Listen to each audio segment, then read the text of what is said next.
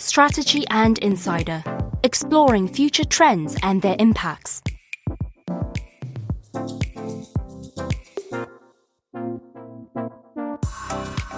Welcome to another episode of our Strategy and Insider podcast. Today we're having our 11th recording and we're still in a remote setting since COVID-19 still doesn't allow for too many meetings, and we don't want to push our luck too early.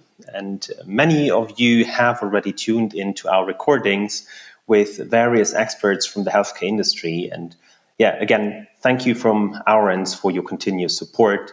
And obviously, to stay in the loop about new episodes, any further information, we'd be happy if you follow our hashtag Strategy and Insider on LinkedIn or subscribe at one of the platforms, be it Apple, Spotify, or Deezer.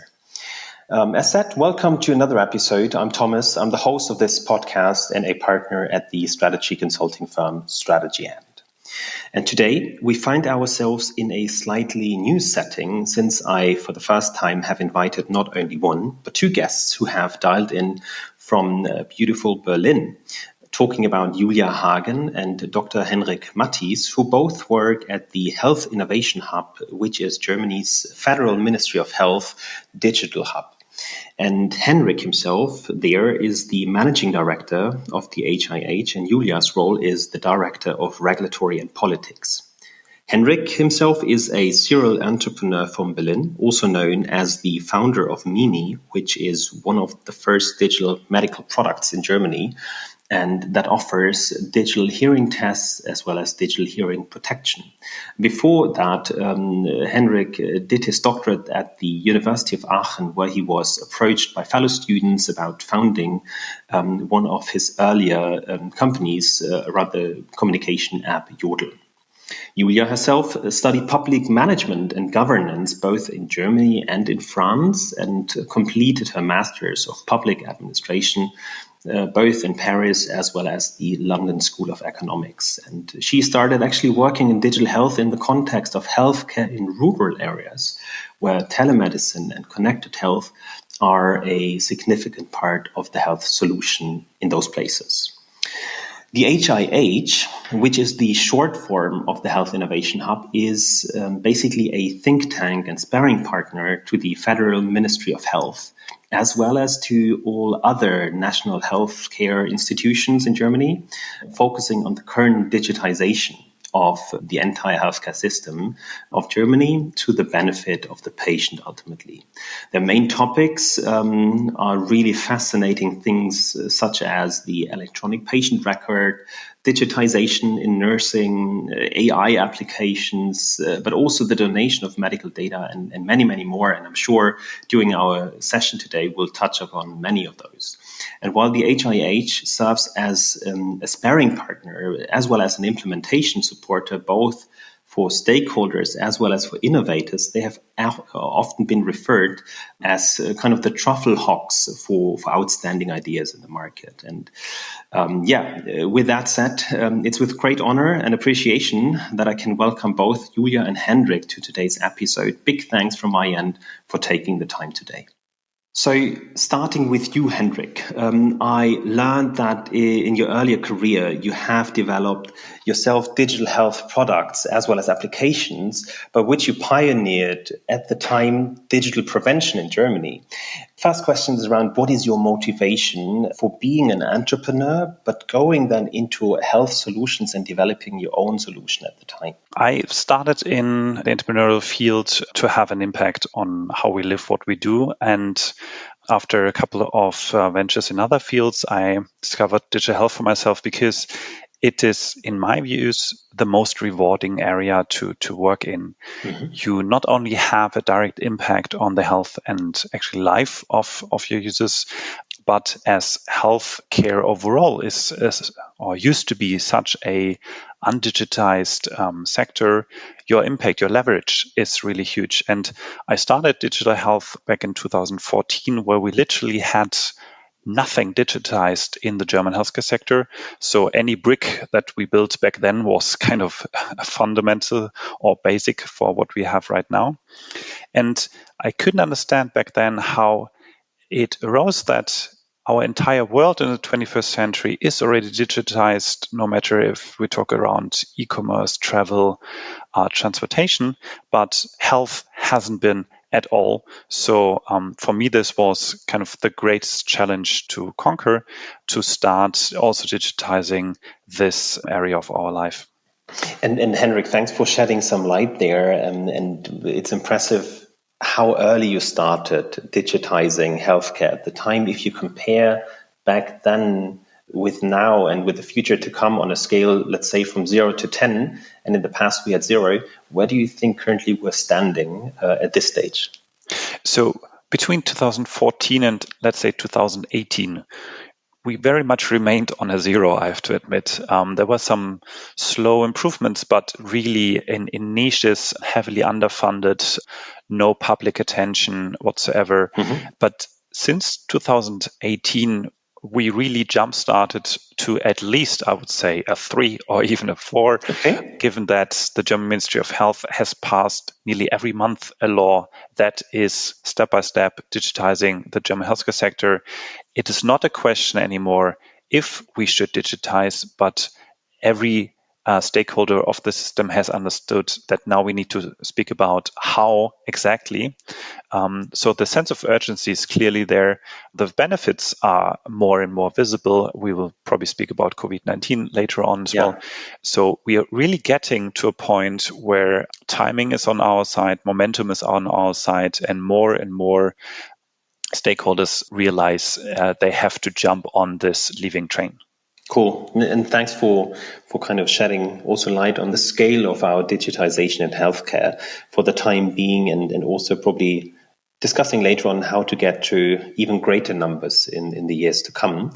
But before we do that, Julia, also very warm welcome to you, and shedding some light on your past. In your last job, you were responsible for the health and pharma division of the digital business association called Bitkom. And this is also where the two of us got to know each other for the first time. And during that, your main focus was on contributing to a regulatory framework for digital health in Germany, and also negotiating feasible concepts to make that a reality.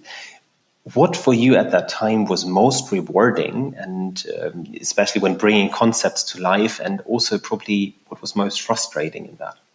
Thank you, Thomas, and thank you for having us today. So I think the past years, especially when you look at the development of digital health from a business perspective, it has, of course, been a pretty frustrating time. As Henrik just said, we were pretty much the beginning of things, and many topics that we are working on today, be it the e-prescription or the personal electronic patient record, they have been around for years, but not much has happened in the past years. So I think, why was it still very rewarding to work on these topics? Well, it's a bit like Henrik said, it's about the impact. It's a field where technology can fundamentally contribute to saving lives, and saving lives via very basic applications. For example, making medication data available to all healthcare professionals involved in caring for a patient. That can save patients from fatal interaction and medication. And I think that's something that is great to work on, and it's a very purpose-driven sector, I think. At the same time, well, frustrating, as I said, the fact that we have taken so much time to finally make progress, but we're here now. Things are happening, many things at the same time. It might be somehow overwhelming for some of the stakeholders in the system, but there's no way back, and that's good news. Also, I think what's sometimes frustrating is to realize again and again that it's really hard to align interests in the German healthcare system, because, of course, not only payers and providers have inherent conflicts of interest, but also other actors, be it physicians, physiotherapists, or other healthcare professionals. They do not necessarily have an interest in collaborating. That sometimes makes it pretty frustrating to see that you could move forward with developments and solutions that could be for the benefit of the patient, but sometimes the interests of some groups in the healthcare system just stop these kind of projects.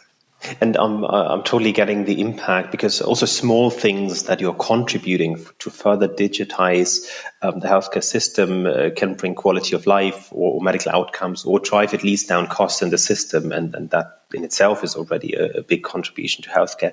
You touched upon the conflicts of interest, and curious to see how you overcome those, because the HIH also related to the work that my team and I are doing ourselves. I see that as kind of a glue between different stakeholders, with having differently located interests and ways of working and speed of working and what have you. What's the recipe of overcoming those and bridging different stakeholders together for the HIH? How do you do that, basically? Well, it's one advantage we have as Health Innovation Hub is that we have neither past nor future. Mm-hmm. So we are a temporary project. So everyone is very, very happy to talk to us, and people feel, or organizations, entities in the healthcare sector feel, that they can trust us and that we work in their very interest, in the interest of patients and the improvement of the healthcare system as such. So that actually puts us in a perfect position to negotiate and to bring those stakeholders together around a table, and our table tennis table in the office, and get them to abandon some of their typical lobby positions that sometimes works. That feels like magic. Okay, so what I'm hearing is bringing it back to the interest of the patient and society more broadly, and also being in a somewhat neutral position to maneuver the different conflicts of interests between stakeholders. Yes, definitely. Great. We moved from a 0 to somewhat in the range of 3 to 4 with digital health solutions on the market already. I'm curious to see to what extent yourself you are walking the talk, so to say. What are the health apps that you're using yourself? And I'm critical with myself. I'm only using the Apple Watch with regard to activity tracking and whether I'm standing up enough throughout the day. I'm also here and there checking out symptom checkers, and lately also using the Corona Warning app, of course. What are the health solutions that you're using yourself? I would say that my pattern is pretty equal, as you just outlined. My wife is pregnant, so we try to have the 10,000 steps every day, actually. So the activity track is definitely something that I almost use daily. And then, of course, the Corona Warning app. The symptom tracker is something that I discovered over the course of the past 2 years as very helpful, not just for me, but also for any relative, family member or friend. I actually know one of my closer friends probably survived because his by then girlfriend, nowadays wife, did not accept that a leading university clinic just refused to properly check her boyfriend back then, used a symptom checker, realized, okay, this is probably something super serious. We need direct medical action. And because of the symptom checker result, they convinced the university clinic to finally take action.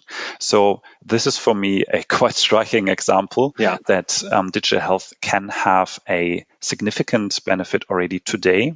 But I'm even more excited as soon as we have the DIGA Fast Track out, what other digital health applications come to the market, which then for the first time have a proper business model. Until now, they cannot sustainably live from what they do, but from then on they will. And really excited to see how those solutions become part of our everyday life. Great. Thanks, Henrik. Is that also true for you, Julia, how you use the digital health solutions, or do you display a different pattern here? Well, I think it's pretty much the same pattern. So yes, I'm very much a fan of tracking myself and checking the data. I'm also using one of those sort of symptom monitoring application because I got an issue with migraine, and I feel it's very helpful to better understand your personal condition and actually then to explain to your physician what are the factors that determine your migraine and what are the helpful strategies. So yes, I think I got some personal experience, which is of course very limited because I could be in much worse condition than migraine from time to time, but it's helpful. Sure, cool. And probably one app that hopefully soon everyone, at least in the German-speaking area, is using is the Corona Warning app, which is a concrete example of a digital solution that in the crisis of the COVID-19 happenings was developed. It's still a fast track, and we now finally have that in the market for a couple of weeks by now, and having north of 16 million people who have downloaded it. And we ourselves, as Strategy and together with PwC, we also have our own Corona Manager, which is already used by several companies as an internal app for their employees. And me personally, I believe that these implications are instrumental to containing the further spread and to understand the further spread of the virus. In a recent blog, you posted that you claim that, and here I'm quoting, while Germany has never been known for being a leader in digitization, that the recent launch of the crowd-based infection monitoring app shows quite the opposite. Can you somehow elaborate on how COVID-19 may have been the silver lining for our healthcare system?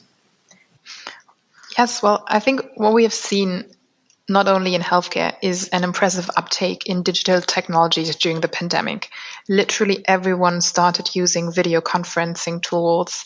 It's become a standard, even in a business world where it would have been totally accepted to travel from Berlin to Frankfurt or Cologne for a 2 hours meeting. And that also applies to the healthcare sector. So physicians started using video consultation to interact with their patients, even though they were very hesitant about that prior to COVID-19. But there was no other alternative, and they really wanted to reduce the risk of an infection for their patients and other fellow patients and their staff and themselves, of course. The example the quote is referring to is the so-called data donation app that the Federal Public Health Institute, the Robert Koch Institute, launched together with a Berlin-based startup.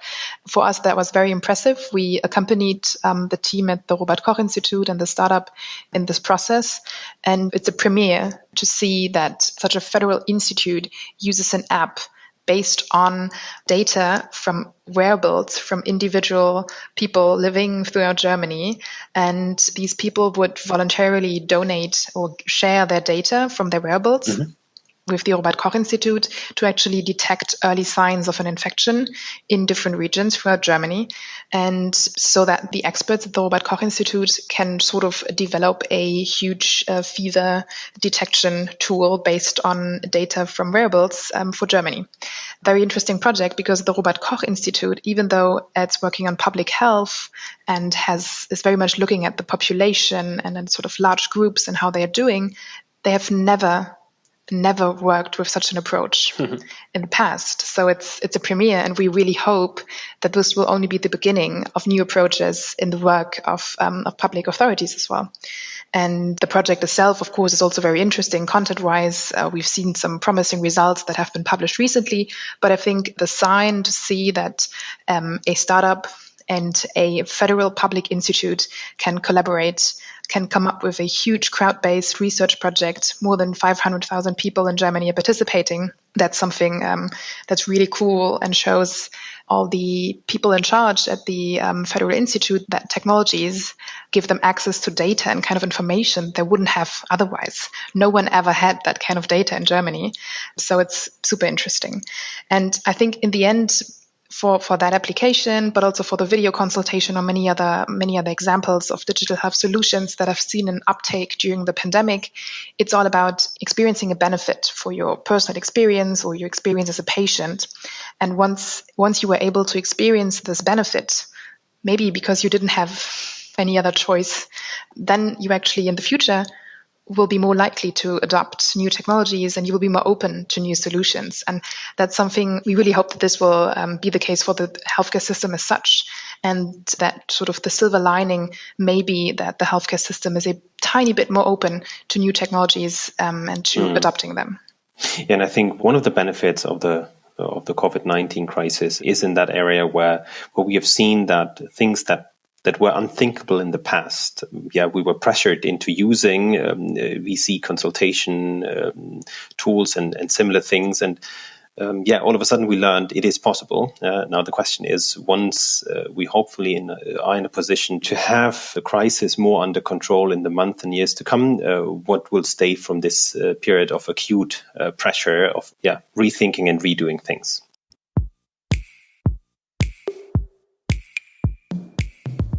I'm very curious to get further glimpse into, let's say, the machine room of Germany's Ministry of Health, as you are kind of the the digital forge. In Germany, we would call it Digital Schmiede of Jens Spahn himself. And you were mentioning already that almost on a monthly basis, we're seeing new laws coming into action. How do you interact with himself? Is he dropping in ideas personally into the work you do? What's that like? If you can share some of the insights there, please. Yes, of course. I'm happy to do that. Well, of course, we are not meeting with Jens Spahn for breakfast every day. I guess so. That would be. Yeah. I mean, that we would love to, but we understand that he has a pretty busy schedule. I can imagine. At least these past month, and in the end, he's at the head of a ministry with experts for the very various topics, and the ministry has a way it works from sort of the bottom up to the top. So we do interact with all those different levels of the ministry, basically on a daily basis.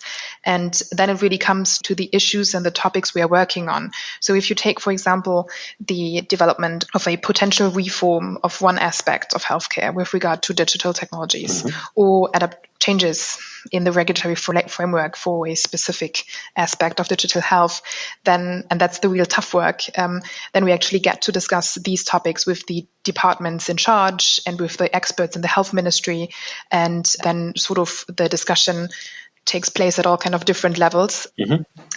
So it really depends on the topic we're working on.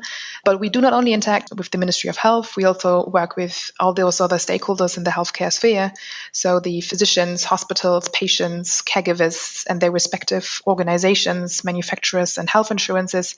Because, well, as I said, as you said, we are in this neutral position, and it's very important in order for proposals to be feasible and to actually get them to be accepted by everyone, to early on get some of the relevant stakeholders on board. And that's also something we are doing. And can you share some further insights around that intermediary position that you are taking as the HIH between the different stakeholders? And you early on talked about the potential conflicts of interest there, even from various players. How has that been but also during COVID, and how do you think this will evolve after the acute crisis? So maybe first of all, as Julie already put it, we don't have any history, nor do we have a future. We already dissolve in 18 months. So the beauty of us as a kind of sparring partner to any of those healthcare institutions on a national level is that no one can force them to work with us. No one is required to even include us into their thoughts or whatsoever. But what we see is an increasing number of institutions to actively do that. So there's not a major digitization project in healthcare at the moment where we are not from very early on included. And this hasn't changed much during COVID-19, but what has significantly changed in that period is that the sense of urgency has significantly increased. Also, and this is untypical for Germany, I would call it can-do attitude. So nowadays, the Federal Association of Doctors is also proclaiming that we should start to try out things. That is looking back at the past decades of the German healthcare system, a very un-German view and perspective on change. Because prior to that, it was always that you have to have 100% correct plan, thought about every edge case, included every stakeholder from the very beginning, resulting in nothing did change. Because in order to get such a process really rolling, you need years and years, and by the time you have a result, the reality has already surpassed you by several years. So instead of that, and COVID-19 had been catalyst for that, are we seeing now a can-do attitude across all institutions? Take the emergency register, which the German hospitals put into place within 2 weeks. So they had a project for almost 4 years where they were even required to list all the emergency beds and similar KPIs. And it never got rolling because there was no real urgency on that, and it was additional manual effort. So everyone tried to postpone it, which worked perfectly prior to COVID-19. Now we have it. Now we see all the benefits, and I'm sure that we will continue to have this and many other achievements that we built in the past couple of weeks because people realize technology can significantly improve my daily life, my daily work in the healthcare sector, policymakers for sure, but also down to the hospital level, when they see that the neighboring hospital may have 2 additional emergency beds free for intensive care. And this level of transparency was non-existent before. Yeah. No, thanks for that. And I totally see the benefits there. And you also touched upon your personal kind of drivers, why you basically work in healthcare is around the impact that you can have on patients' lives. And at the same time, there are restrictive aspects when we talk about digitizing medicine and digitizing healthcare, such as data protection and the like. And how do you deal with that? What's your perspective on data protection and any other restrictions that you're seeing in the market, given your position as the HIH? So, first of all, I'm very happy that we have a vivid data protection discussion here in Germany, because honestly, I don't want to live in China. I don't want to live in a system where all my very personal data is up to either the state control, like in China, or to the company level, like we have in the United States. I'm on that end very happy that we have, and I wouldn't call them too much restriction, but just conditions that we agree on based on our value set, that, for example, health data has to be private and it's on the individual person to decide whether or not it shall be used from third parties. Still, the level of data privacy, administration, and regulation that we have in Germany is not always a booster of change and of digital health. Interestingly, the GDPR is a European-wide legislation, which is completely different interpreted in Germany than, for example, in Finland. In Finland, under the same GDPR regulation, it's decided on a government level that all health data is free for research for the greater good. Because anyone is benefiting from the statutory health insurance system. So everyone has to also contribute to some extent to the further advancement. That is completely unthinkable at the moment in Germany, but it shows us it's not just the law that sets certain restrictions or conditions, it's how we interpret it. And on that end, I'm very happy that step by step, we get also some change here in Germany that, for example, data privacy concerns are not seen as kind of the trump card to any discussion level, but that you have to really balance that one out with, for example, the individual's patient health and recovery chances. And on the other hand, that we now have a system in place which is more open towards research, towards the use of health data, something that we have been struggling with for the past decade at least, and now we are getting to a point where it's more and more accepted that we actually make use of that data, not just shield it away from anyone for any purpose. And here, obviously, that's a very nice lead over also to the electronic patient record that will be available 1st of January 2021, where diagnosis, vaccination status, therapy documentation over time will be stored as an electronic patient record in the German market, where you as a citizen can grant access to HCPs and dentists, psychotherapists, or the pharmacist to get access to. Probably talking about that for a little, I know personally that it is very difficult to keep data at the right quality level and interoperable, especially when they're coming from different sources. How is that handled? Can you share some insights there? Yeah, sure. Interoperability is key to successful digital health, especially in Germany, where we will always have a rather fragmented system and not a huge unified national system, because it's just not a public national health insurance system. So what has been doing is that the umbrella organization of the physicians, they have been in charge now for a couple of months with the definition of some of the information objects that are going to be a part of the personal electronic patient record. And they've just finalized the first one, which is the vaccination status document. And what they are doing, and that's another novelty, is they are building on international standards.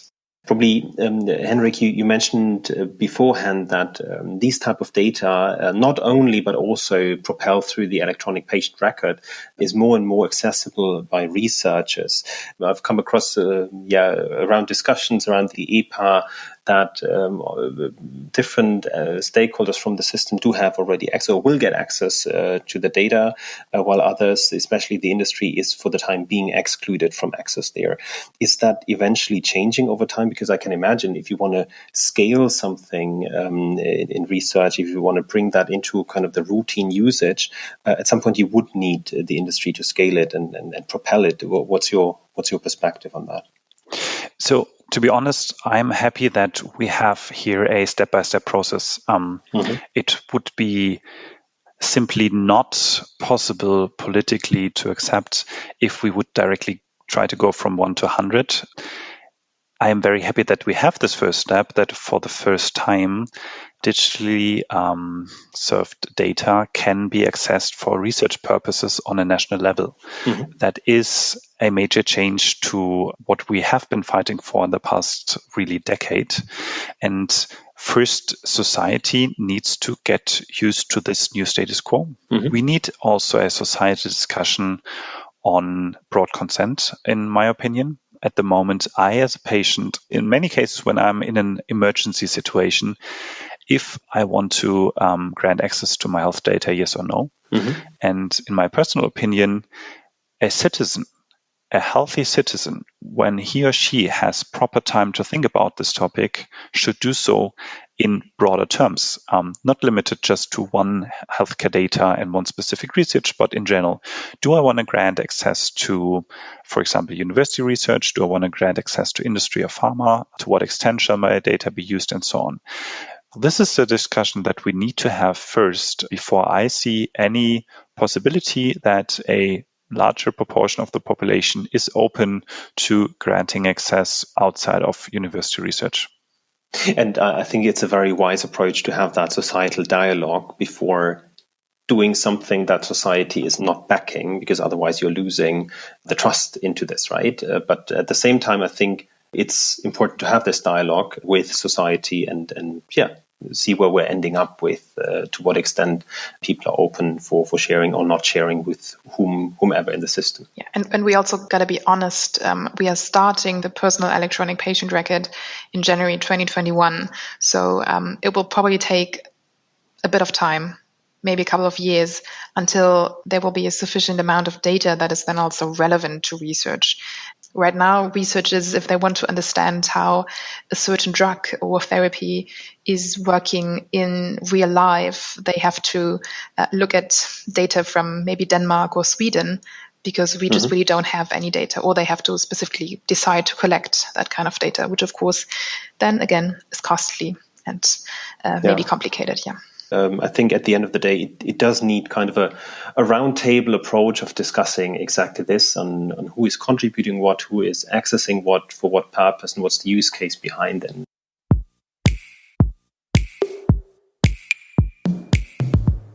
There is no doubt that regulation in digital health has jumped a lot in the past. To put that into context, what are the next steps that you are seeing for digital health regulation in the German marketplace? I think there are basically two things that we need to work on for also the remaining time of the existence of the Health Innovation Hub. First, that's actually to put these things into practice. So it's about time to deliver on these these concepts and ideas that exist in theory and on paper. But then it's not only that. Then there's, of course, still a lot of work left, also in terms of the regulatory framework. For example, we still haven't done anything about hospitals and about their lack of digital infrastructure. And Germany's recovery package sets aside roughly 3 billion euros for inter alia digital infrastructure in hospitals. So now we really need to do some work on how hospitals can be digitalized, because they are not very digitalized today. And so the key question here is, how do we incentivize hospitals to invest into the right digital tools? That will be something we need to work on as well. And I'm seeing kind of a pattern also in our discussion, and I very much like this. Digitization is happening as we speak, right? And a lot of things are put into legislation, and stakeholders are coming together, developing solutions together. At the same time, when bringing this into the market, it's still somewhat of a stepwise approach because, and this is also something that I'm backing, there is little room for failure on the trust level, on data privacy levels, on risk to patient level, and going a step-by-step approach to go with the least risky solution first and then try and experiment further. This is kind of the pattern that I'm seeing and reading into the discussion that we're having, right? Right, exactly. And in the past, we tried, as I said, to always have a very German engineering approach to come up with a 100% solution for a complex problem. Yeah. This doesn't work in digital. We need an agile way. We need iterations. And this is also not only new for the lawmaker, but for any part of the healthcare system. The Federal Association of the Health Insurance, who's used to negotiate kind of once per year with the farmers around critical conditions, will probably sit down with the developers of digital health applications from now on every 3 months or so. Mm-hmm. The doctors need to update themselves probably on a monthly basis what new digital health applications come to the market, what different functionalities they have, what impact they have on medical practice, but also health outcomes of the patients and so on. So the speed of adaptation is changing, but we believe for very good reasons we need to go there step by step. Yeah. We need to also include all parties of the healthcare system. All this beauty around fast track will never work if, for example, the physicians do not trust the solutions and do not trust that those solutions are to the benefit of the patients. Yeah, and it needs to fit into their daily doing, right? I mean, they would not have the time to update themselves by reading article after article. There needs to be a central platform that makes it easy for them to understand what's new in the market and what's best for the patient that is sitting in front of the doctor, him or herself. Exactly. And ideally, it's also integrated not only in the doctor's IT systems, but also in a broader ecosystem, which is something that we try to achieve with the electronic patient record, which is soon to launch in Germany, to really have this as a backbone for a digital health ecosystem with international data formats where data can be easily exchanged, for example, between the electronic health record or electronic patient record and a digital health application and the medication the patient is taking and so on. So this shall be the starting point of such an ecosystem, which ideally is then not only working in Germany for Germans, but more on a European level as a role model. What I also learned, probably switching into one other element here from previous discussions in the podcast, is that people do believe that the future of health is a lot around prevention and early diagnosis rather than the sickness management that we had for the last decades. What is your strategy as the HIH, and well noting that you are only there for the next year and a half or so, to bring people in a position where they are rather managing their health, and this is the new normal for population, rather than going to a doctor only if there is something wrong?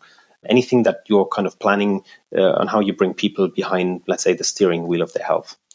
We totally share this mission. But I would like to challenge the prevention argumentation, saying that this is kind of the backbone of the new digital health. I've worked a couple of years in prevention now, and the key challenge is to motivate the couch potatoes. Very true. Because as of now, the vast majority of the prevention projects and tools are targeting the broader population. In the end, only the health conscious, the sportive, the active ones participate. So you give money to those who are already on kind of your side. It is super difficult to get into the daily lives and routines of those who are not health conscious, who have above average risk to get sick, who may have already chronic diseases and so on. So this is the challenge I see, how digital health can help us to get in their everyday lives. And one tool which we'll probably have, and not only because we as a HIH or as a German Federal Health Ministry are targeting them, but because industry is consumer technology. Mm-hmm. It is very difficult to change social behavior or like daily routines. And any medtech product so far had been an alien in this daily routine life. Mm-hmm. As soon as you put those solutions on not only your smartphone and your watch, but probably also on your speakers, on your headphones, on all the tech you have any day around your daily life, it's much easier to integrate that into the daily routine and to understand daily routines from a starting point, to understand what's going wrong and then interfere in the right moments, non-intrusive, immersive, and not as a med tech way, but rather as a consumer tech lifestyle approach. Well, I have you here on the phone. Of course, we have seen that big jumps all over the place during the last 6 to 12 months, not only in Germany, but also Europe-wide and internationally. Now, jumping another 10 years ahead, what's your kind of new normal then that you have in mind? And what are kind of the biggest surprises that we might have seen in those future scenarios? I do not trust myself to be able to diagnose the future in 10 years. I have my struggles with the next 2 to 3 years probably already.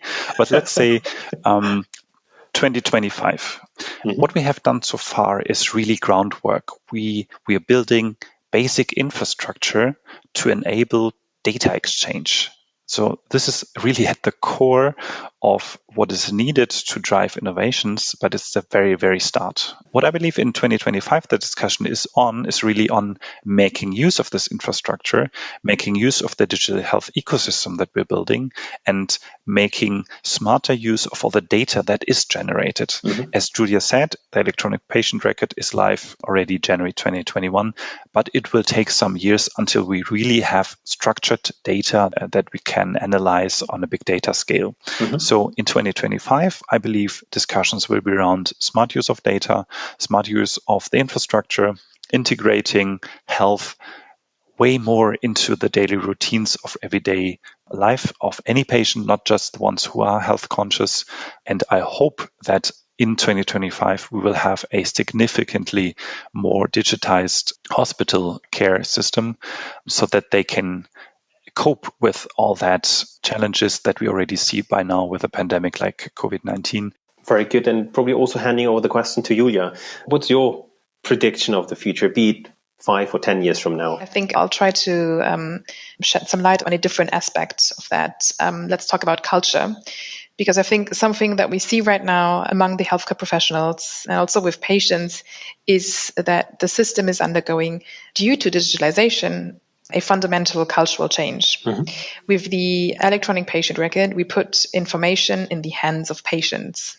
They are the steering wheel for once. They are not only carrying paper from one physician to another and to the pharmacist and back and forth, but they possibly get all the information about their individual healthcare and they can share it.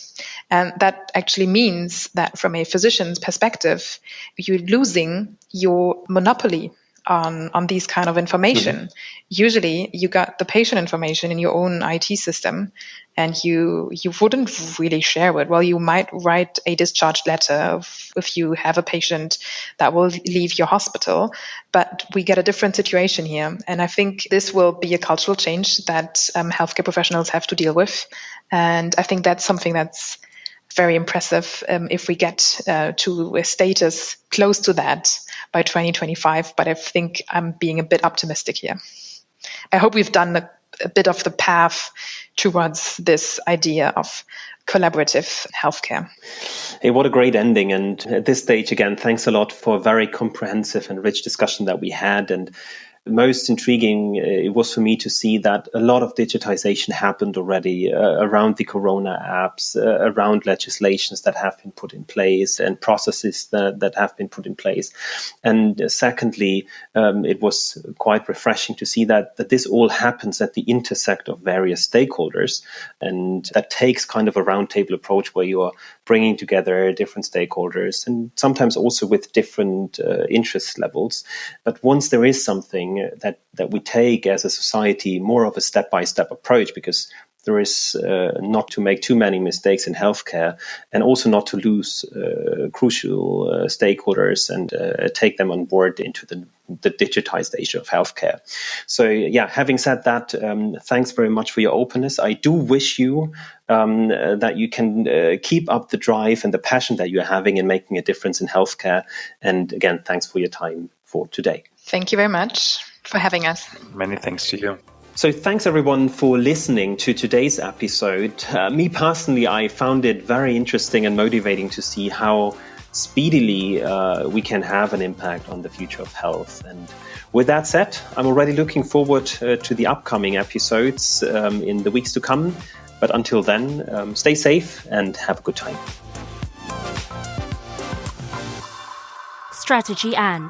Strategy made real.